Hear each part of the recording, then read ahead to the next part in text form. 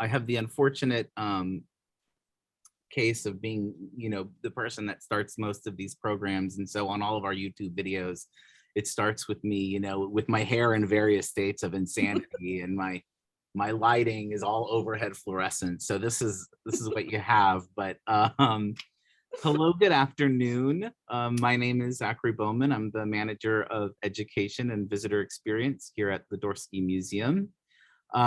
We are so happy to have with us Helen Toomer, who curated this year's iteration of our annual Hudson Valley Artists exhibition, when we really get to take the temperature of what's being made in the area by the incredibly talented artists that we have living right next door. And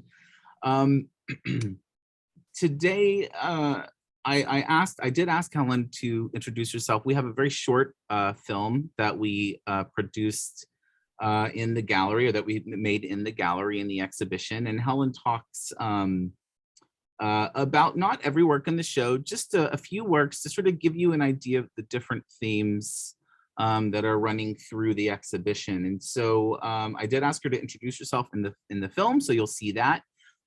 It's only about 12 and a half, 13 minutes long. So what's great is that it gives us ample time to have a conversation after with each other, with Helen, with some of the artists who are in the show who are here today. And I thank you again for joining us. Oh, and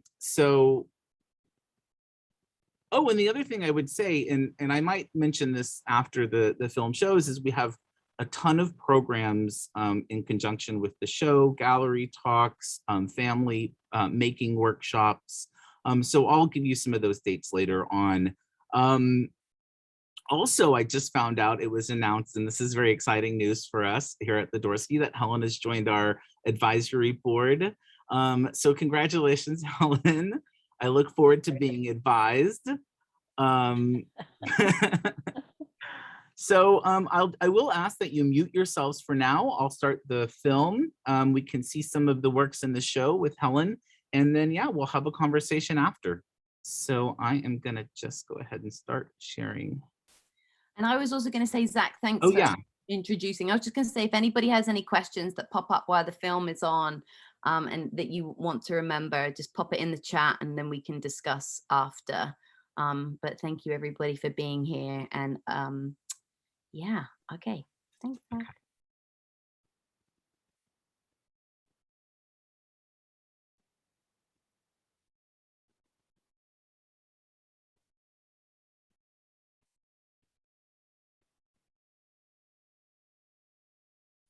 By the way, if anybody has trouble hearing the video once I start it, just wave at me. Helen, I'll look to you, maybe just wave at me, because I'm gonna mute my computer, but it should work.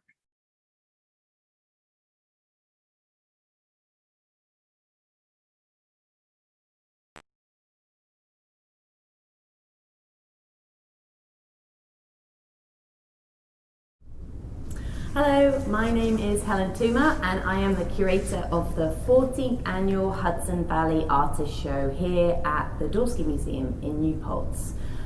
I am also the founder of Stoneleaf Retreat. Stoneleaf Retreat is an artist residency and connective space focused on supporting women and families just outside of Kingston here upstate.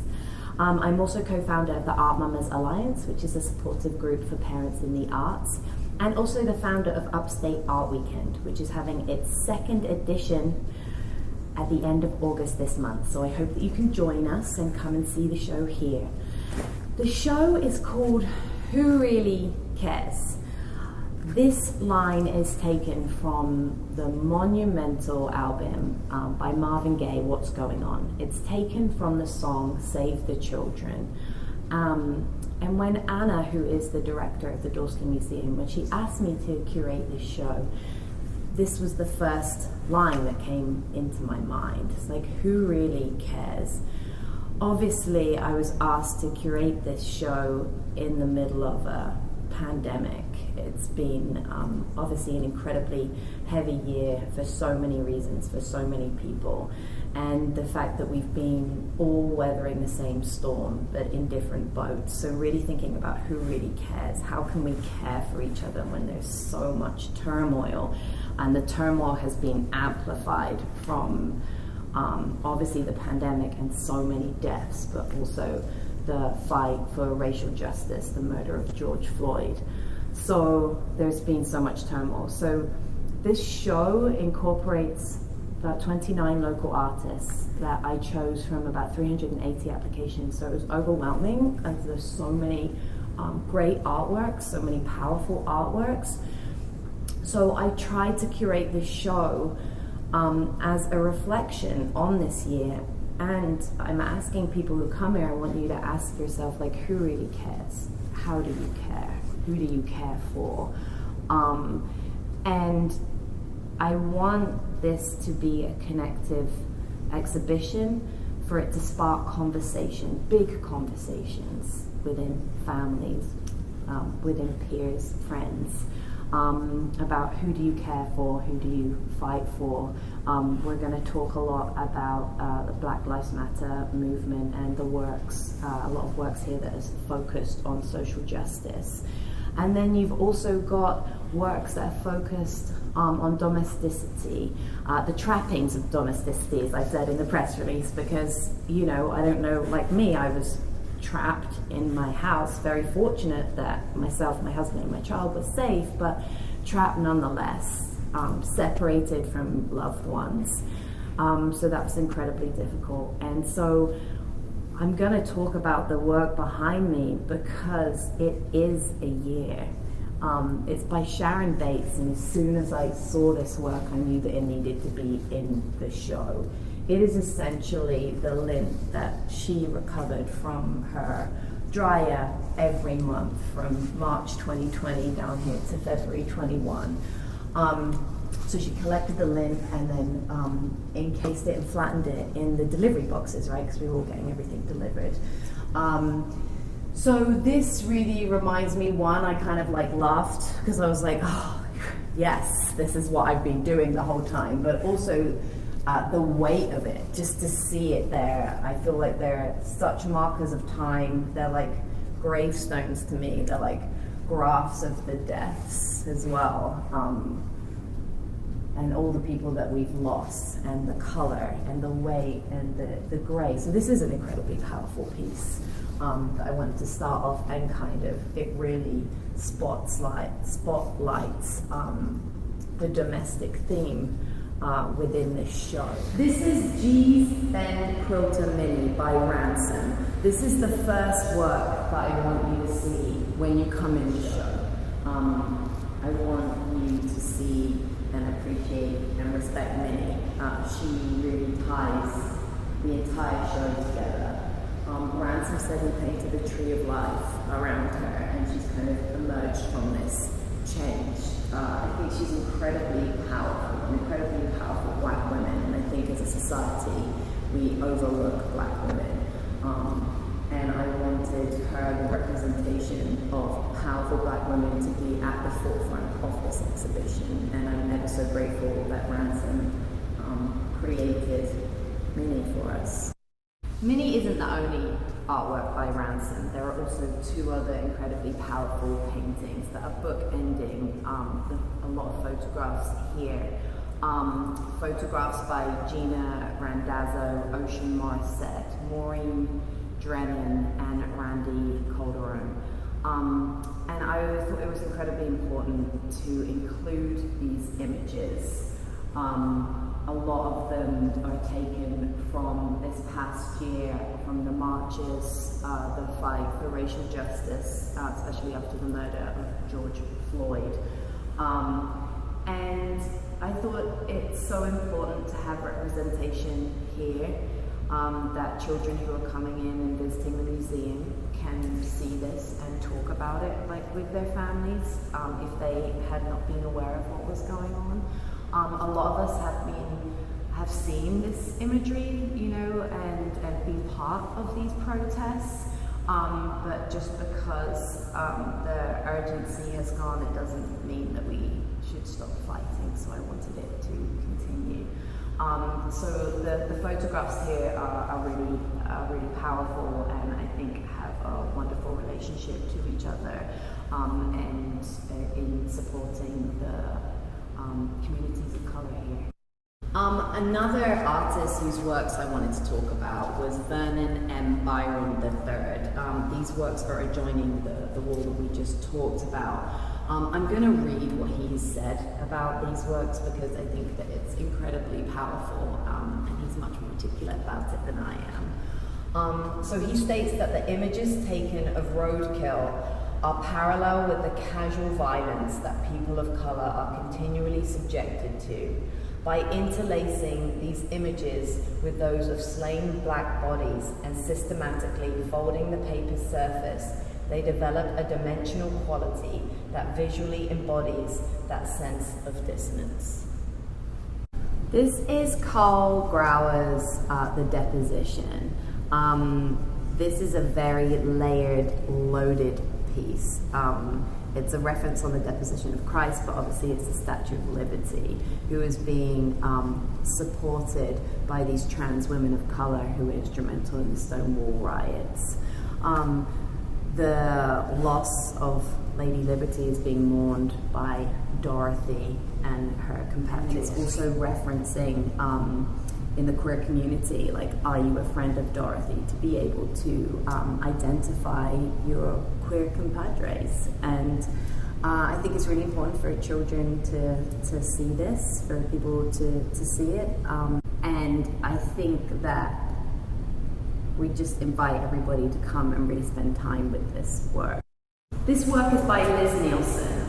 It's called Vacation Portal, and it is exactly that. It takes me away. And when I saw it in the submissions, it was when we couldn't go anywhere, and I was dreaming about being on a beach in Greece, or just fantasizing about getting on a plane again and seeing my family, or going somewhere else other than the rooms in my house. So this bright, colorful, beautiful piece brought me joy, and I think continues to bring joy. So yeah, we love it. These three works are by Paul Miyamoto. When I saw them, these are beautiful works, and they reminded me of some of the things that I'd seen, the immigrant workers' housing here in the Hudson Valley. And actually they're referencing his parents that were in Japanese internment camps. So the commentary on immigrants here and the continued labor that we still see in the Hudson Valley, encased in these beautiful paintings. And then next to it we have a beautiful material piece that was sewn together, collaboratively made between Natalie Baxter and Julia Norton, with all homemade dyes. You know how they were saying that they saw like a lot of like sour bread making, you know, and kind of people kind of using like what they could have access to, and they created this kind of powerful motif of home life, yeah, it's really beautiful to look at. And that's kind of one of the other things. These works are really beautiful to look at, but once you start peeling the layers away, there's so much more there, and that's really what we want. We want people to be able to have conversations about them. This work, You, Me, and Us, is by Macon Reed. Macon is an artist who I've worked with before. She was one of our first artists in residence at Stoneleaf back in 2017. And she also has a big mural at Stoneleaf Retreat, which you can come see during Upstate Art Weekend. So I love Macon's work because she kind of pulls you in with the bright colors and the palette, but really she's dealing with huge issues, right? These are 3 gravestones. This is about death. This is essentially about, at the end of it, we're all just dirt. We are all the same. So we have to look out for each other. And I really want this to be a colorful yet powerful reminder of that. These 3 works are by Kristen Scheel.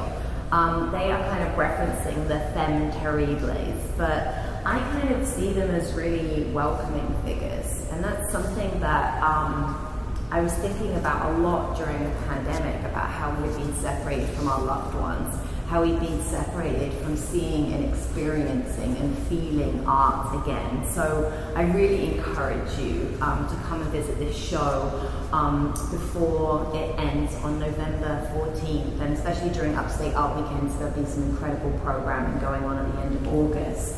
And another reason why I love these works so much is I'm a big hugger. Those who know me know that I love to hug.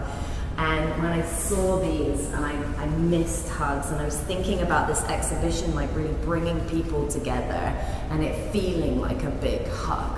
I mean, it's a weighty exhibition. There's a lot in here, but I really want you to leave feeling like you've had a big warm embrace.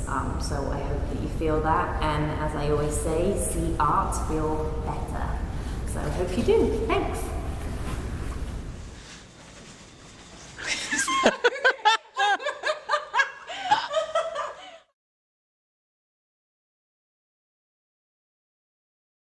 God, I need a drink.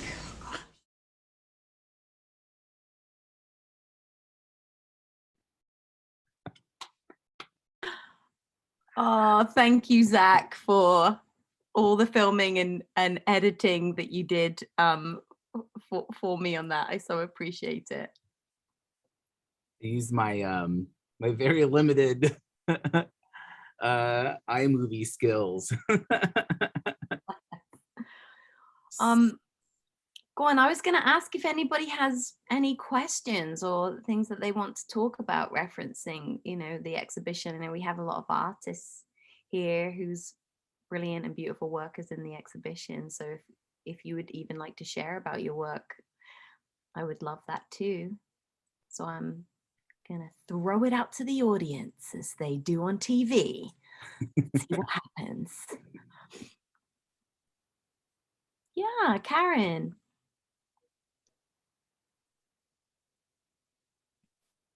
Hi, can you hear me? Yeah. Oh, yeah. Well, I had a piece in the show, it's still there, called Corona Cash. I don't know if any of you remember a giant $1 bill image. Am I able to share that on the screen? Or should I just talk? Oh, there it my is. goodness. Fantastic. Wow. Yeah. So here it is. I was so immersed in all the information about COVID as it was starting, and it was just completely inundating my consciousness. And I just really felt the need to make a print about it. This is a linoleum block print, and that is my usual medium, although I usually make cityscapes inspired by New York City. But this one also lent itself very well to the line of cut medium with all the high contrast and the hard edges and stuff. And so I was just thinking, about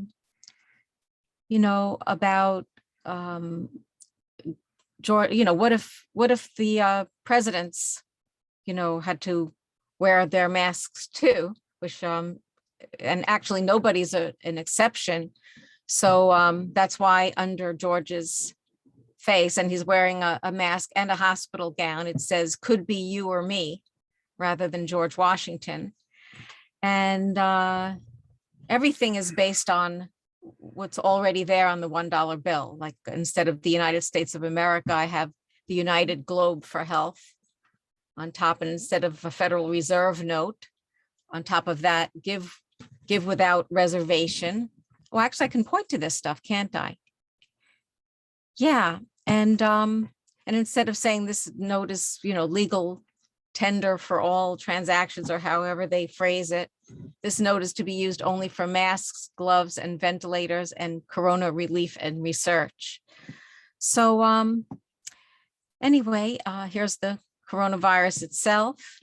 And it was very apropos also, I think, to use the $1 bill because it brought out the concept of unity, one cause, e pluribus unum.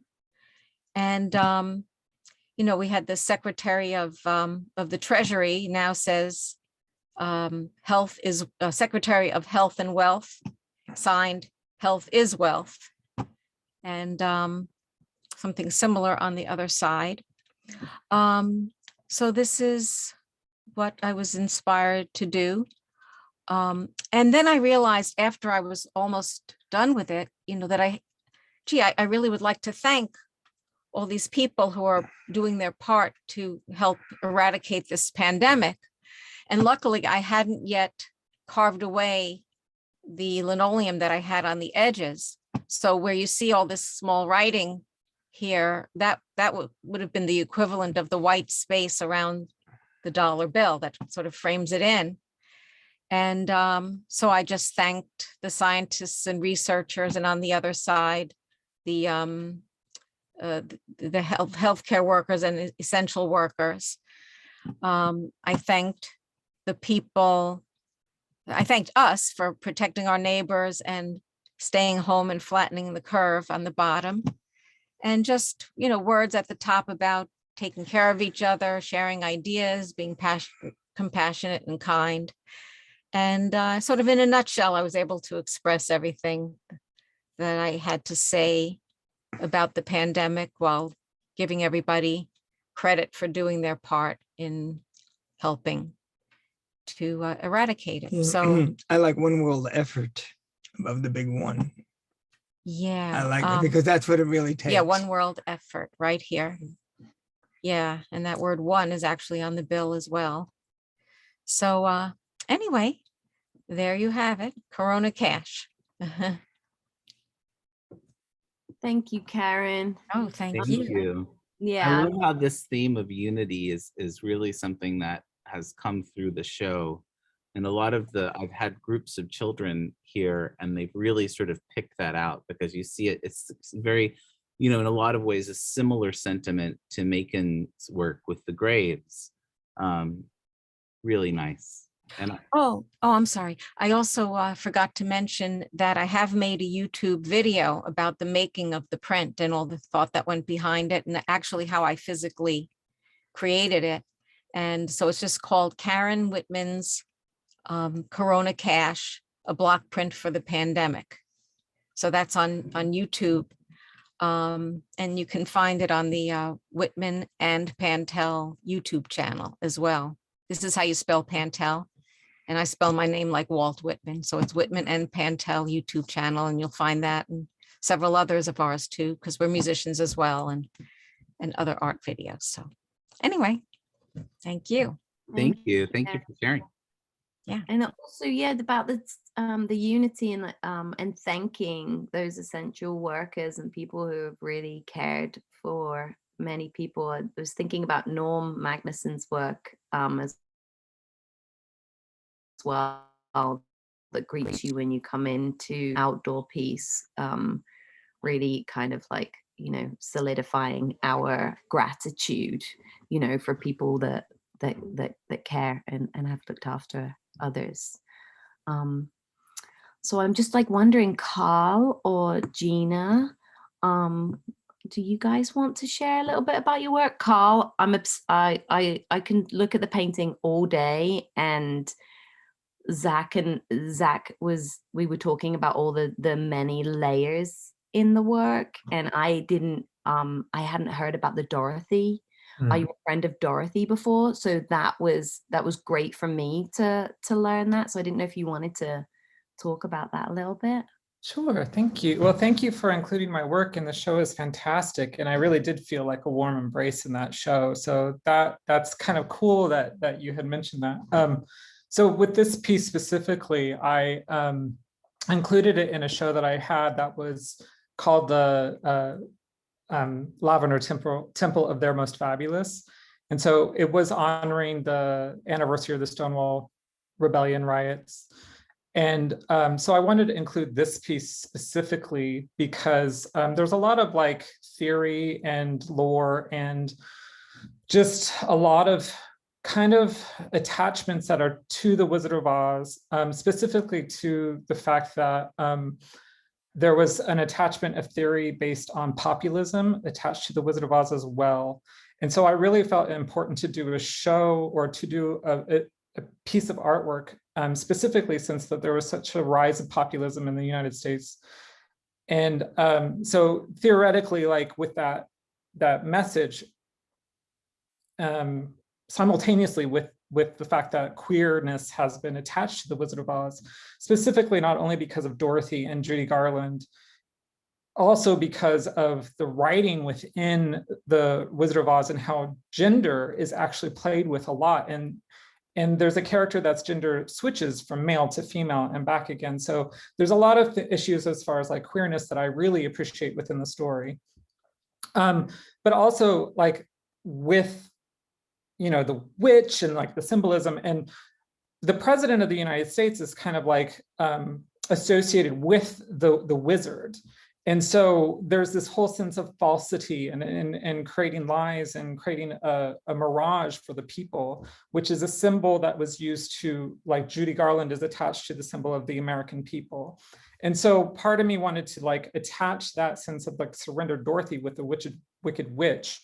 And which is I could go deep into that stuff, but that's just like a quick analysis that I was kind of attaching with it. There's a lot that I put into this painting, so I really appreciate the fact that it was picked up upon, but also celebrating and also attributing to the fact that there are so many people that have, you know, lifted the banner for the rights of queer people, for the rights that we all appreciate now with gay marriage, and specifically with queer, trans people of color.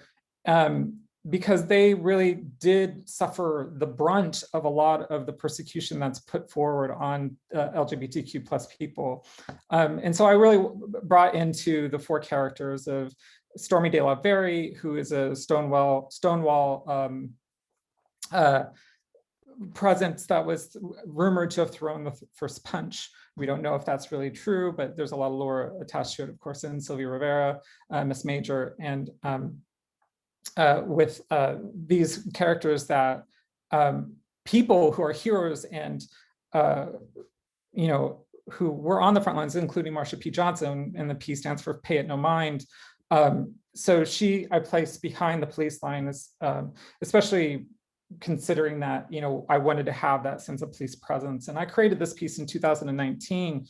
And in regards to the fact that like I was doing a silent protest against the politics of the time, and also with the action towards trans rights and things like that. So that's basically what I wanted to say about this piece. So if you have any more questions about it, feel free to ask me, but I'm really honored to be a part of the show, and I really appreciate to be included in such wonderful work that I've seen at the Dorsky. So thank you. Carl, can I ask about the bones? Yeah. So the bones, I took straight from the Van der Weeden's deposition that was painted originally. So I wanted to have a wink that was a direct steal from the deposition that was an altarpiece.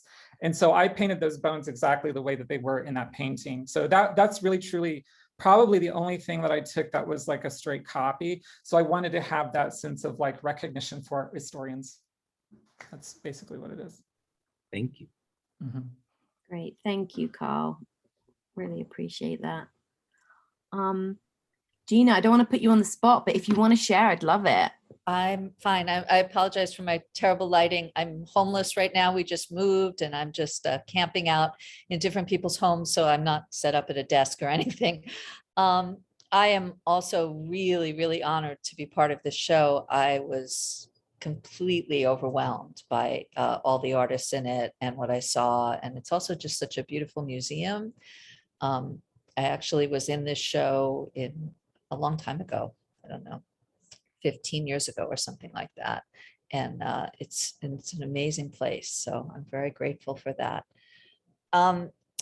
I was very busy over the past couple of years documenting the street protests and the social justice movement, and which is something I'd been doing for a really long time, since I'm a teenager, really. It was kind of the first use that I made of my camera when I was first given one, when I was 14 years old. I started documenting no nukes protests a long time ago. But when the Black Lives Matter movement exploded 2 years ago, I kind of stepped back and I didn't really feel like that was my story to tell. And I participated a lot, but I was not showing my photographs of those protests in the same way I had been doing with all the other things that were happening during the Trump administration, the reproductive rights and the immigration protests and all of that. But then I was living in Westchester County in Hastings-on-Hudson, and these mostly white communities really exploded with their own local protests that were completely generated by the youth in those communities. And that I felt was a story I should be telling. And it was very powerful and really beautiful to see. And I felt like the kids were teaching us all very, very wisely. And they were picking up on what was important at these protests. They were, being led by the residents of color and asking them to speak and lead and organize. It was very interesting to watch, having lived in that community. Oh, there's another one. For 12 years. It was a big change and it was great to see. And I was so happy to be there to document it, and showing the work in this format, I think, is really wonderful. I like sharing these images in an art museum, in galleries. I think that it's a really beautiful way to look at what's happening other than just as photojournalism. And it tells the story, it allows you. I also am a really big fan of prints, being able to look at a photographic print and not just share these images on social media. I think that it stops you in a way that anything on a screen cannot. And I love, I was a photographer long before there was digital photography, but I'm really in love with the color printing process in digital work right now. I just feel like the colors are something that are just exciting to explore. And so I love showing the work in a frame on a wall. It's really, really wonderful, and not an opportunity that comes up so much these days. So thank you for sharing. These are the other submissions that I gave to Helen that aren't in the show, but just showing this was, again, all youth-led, Black Lives Matter imagery in a primarily very white community. It wasn't just Hastings, it was all the river towns in Westchester. And I think that's all I have to say. Thank you, Gina. Really, really appreciate that. And also there is something, I mean, one of the reasons why I felt so honored to be asked to do the show is because there is nothing like seeing art in person. There is nothing like having that reaction and talking about it. And we have, especially with being separated and being safe, and we have consumed so much from our phones and our TVs and our computers. And so I was just really grateful to be able to show all these works physically. And that's why I always encourage people to go and see, go and see it in person. I love the fact that, Zach is arranging all this public programming and bringing in schools and bringing in different organizations. And Zach, I didn't know if you wanted to give a shout out or put a link into some of the programming that's happening, because I know there's some happening during Upstate Art Weekend and then another talk in October. Yeah, I'll put a link to our public programs page in the chat, but I can also tell you on Upstate Art Weekend on the Saturday and Sunday between 1 and 4 at the museum, we have Natalie, Baxter, and Julia Norton, who made the beautiful quilted piece, collaborative quilted piece. And they'll be leading a program. It's over the course of those 2 days, where on the first day we'll be dyeing fabrics using natural materials, natural dyes. And on the second day, we'll be using applique to sort of create a sort of quilt out of them. We also have a gallery talk on October 24th, sort of related to documenting communities during sort of the time of the pandemic and the time of this sort of uptick in protest for Black lives. So that's October 24th at 2. And then there are also 2 other family programs with Maeve McCool, Liz Nielsen, Christopher Manning, and Macon Reed. And those dates are in late October and early November. We're still putting the final touches on them. But if you have kids, we will be socially distanced. We will be requiring masks, but this is an opportunity to sort of be in person making art together, which I've missed a great deal, especially with kids. We've had a number of young people through to see the exhibition last week, or the last 2 weeks, through the Artifacts Summer Art Camp. They had built into the camp a visit to the museum, or 2 visits to the museum for each groups of campers. And it's been amazing because, you know, I always say kids are often, people expect that they can't grasp these really big, profound concepts, but they get it. So it's like, it's just inherent to them. And especially when they're presented with an object to talk about. So I've been really happy to have works in the show that really do reflect what the last year has been, and to hear from kids how it's been for them, and how really, you know, for me, it's kind of medicine, because they're so resilient and full of hope.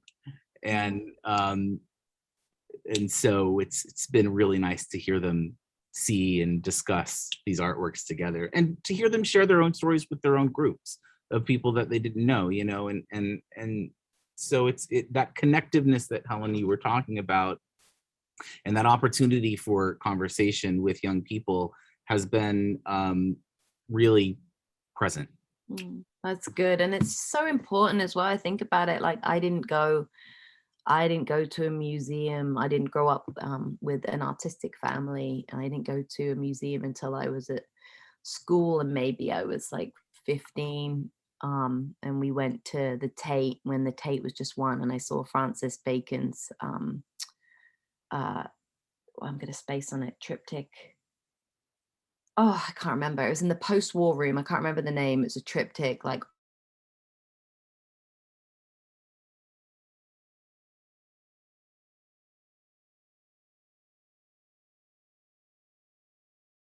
feeling it, and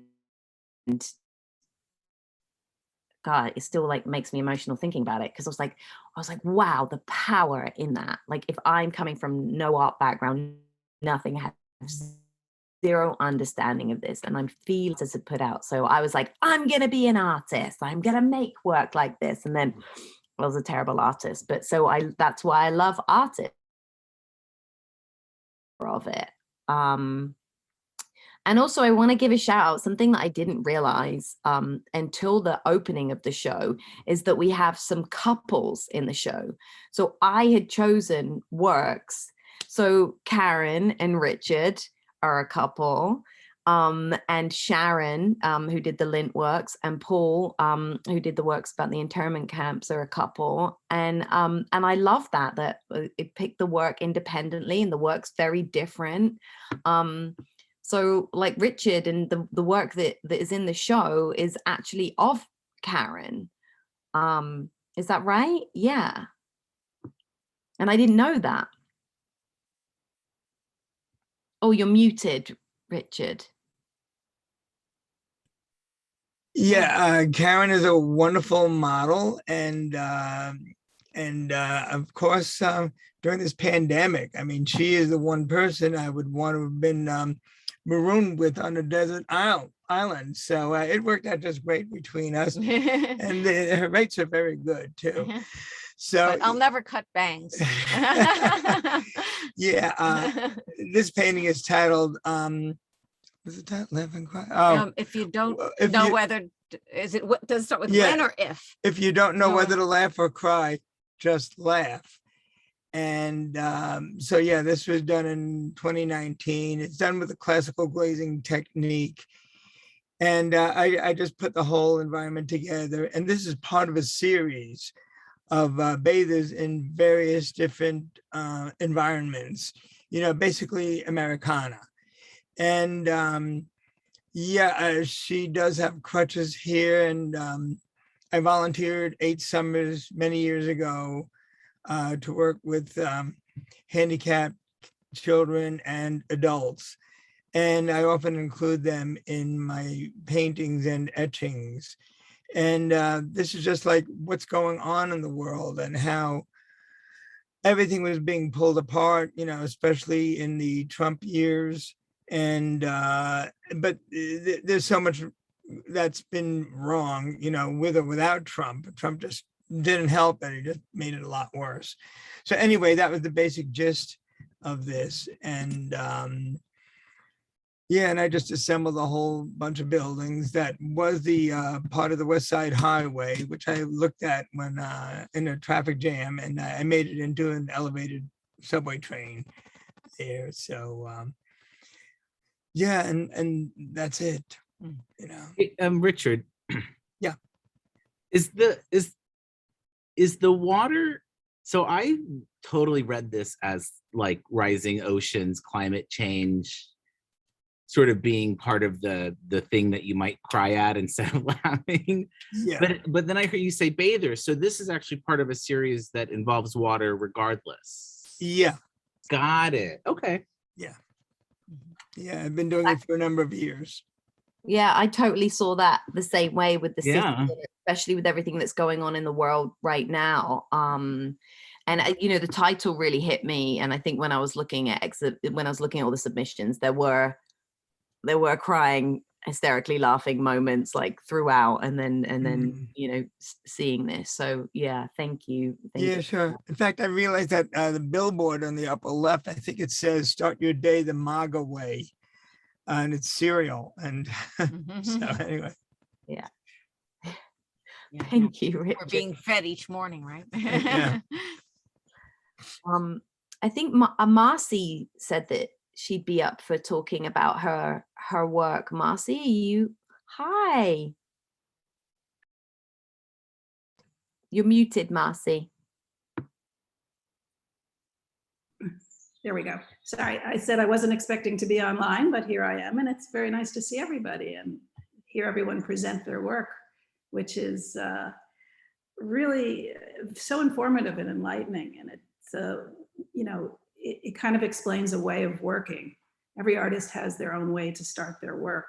And a lot of the people who have presented talk, you know, very theoretically. I'm not that it's over theoretically, but they're coming from a concept and putting all the ideas together and finding a way to represent those ideas. And I think I come more from a still life background, and the body of work I did right before the pandemic, I was going into other people's studios and finding their everyday items, the things that they just leave or they just store, and using that as the basis for my still life. So they were kind of found images, but also portraits, a little bit portraits of a way people think unconsciously, and finding like beauty in relationships and formal language in these found places. So this is the first time because I couldn't go out, because I couldn't go into other people's studios, because I was, you know, it was winter, it was in March, I came up to my house up in Plattekill. And I was trying to figure what I wanted to paint. And I really, you know, conventional still lifes and apples and fruit, just, you know, that flowers, it just wasn't my thing. Right before I left the city, I started buying some of these ceramic figurines, and particularly birds, although none of this is depicted here. And it's another story about how I kind of decided to get these as props. But when I vacated, I left very quickly, and I didn't have anything with me. So the two landscapes, I call them landscapes, I just put together based on what I had available. And as I was painting them and thinking about them, I don't know, can you show one of the landscapes? Would it be possible to show some, yeah, like that was the first one I did. I just was trying to take these everyday items that I had and put them together. And, you know, part of it's a challenge. How am I going to paint this? It's always where I come from. But I was also thinking about, with other paintings I was doing, about lighting and the correlation between artificial light and atmospheric light as you get when you're doing plein air. So that was the start of the thought process. And as it evolved, a narrative started coming in as, what would it be if we couldn't go outside anymore and there weren't any natural objects and there wasn't nature, there wasn't animals, you know, for different reasons, whether it was environmental degradation or chemical or, you know, the virus. But people are so optimistic. It's like, you know, they remember this beauty, they want to bring it back in. So this was the first one where these objects became stand-ins, so that the packing crates, you know, to me was a mountain, and the tennis ball is the sun, and the Tupperware lids becomes lakes and grasses. And then think about like what time of day this is happening. Is it was the sun rising? And that started the whole series for me of just thinking about what it would be like, you know, maybe 50 years in the future, 100 years in the future, when none of these objects are around, and approaching it from a traditional still life basis. So that was my thought process. And then once I started with the ceramic figurines, it was also kind of the same notion, a little bit Audubon-esque, but in a completely artificial situation, you know, in an artificial environment. So that's my story. Thank you, Marcy. Yeah, these really resonated with me a lot. Just kind of like just the full focus on kind of like the minutia of kind of like everyday objects, and the arranging, like seeing the beauty and trying to see the silver lining. And yeah, I really like them a lot. And also just like seeing how you paint glass. Thank you. That was so hard to do. Yeah, you know, there's always physical challenges that I set up for myself. So you know, there's always something that keeps me engaged in that. But thank you very much. Yeah, it's also just, you know, the beauty in things that we see every day. To me, like I love pointing that out, as opposed to, you know, getting the really fancy flowers and the things that are really rarefied and not so available to us. Is just taking the commonplace objects and putting attention to it, and, you know, time and attention and gaze, and hopefully, you know, people will see things a little bit differently when they look at it. Thank you.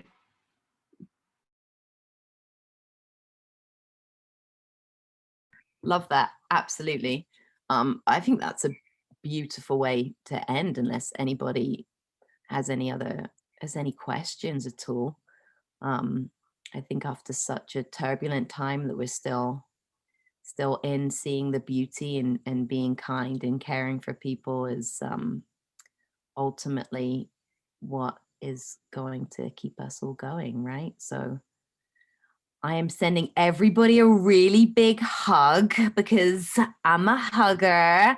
Big hugs all around, and thank you for taking time out of your busy schedules. And I hope you guys can thanks, Karen. I hope you guys can enjoy and join us at Upstate Art Weekend. There's a lot going on, lots and lots. So yeah, thank you. And Zach, thank you for your patience and your wisdom and your brilliance. And thank you to Anna for making this happen as well. So lots of Thank love. you, everybody. Thanks, Helen. Congratulations to you, and congratulations to all of the artists. And thank you so much for sharing your work with us. It's been really great to have here. And I mean that really deeply. So Yeah, thank you, everybody. all right. Bye. Thanks Have a all. great day. You could hit leave. Bye-bye. Thank you. Bye-bye.